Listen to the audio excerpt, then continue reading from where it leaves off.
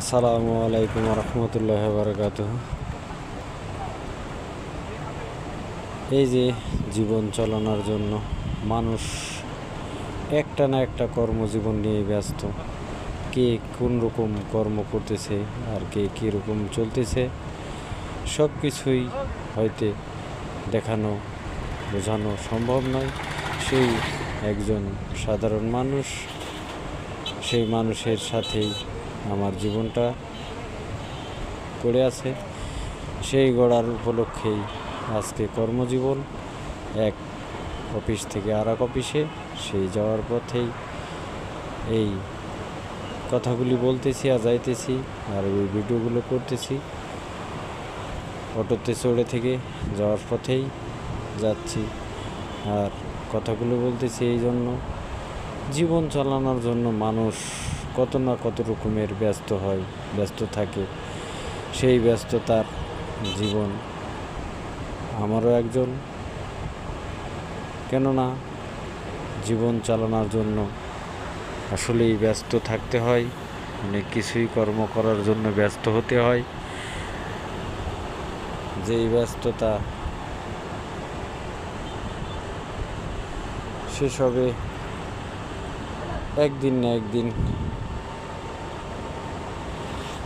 মানুষদের ব্যস্ততা শেষ হবে সেই দিনই, যেই দিন মানুষ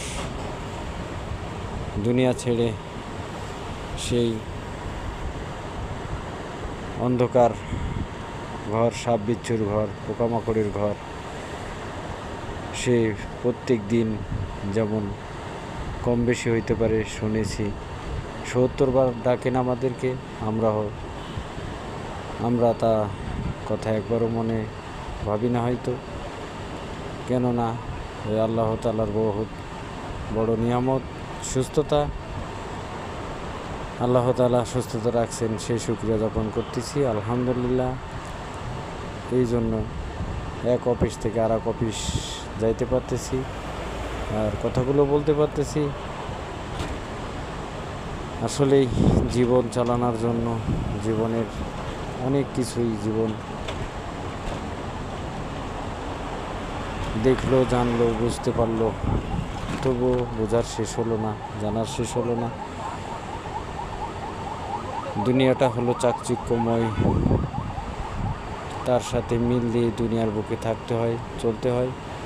সেই হিসেবে চলার জন্য কর্মজীবনে সেই যাওয়ার পথ যাইতেছি আর কথাগুলো বলতেছি।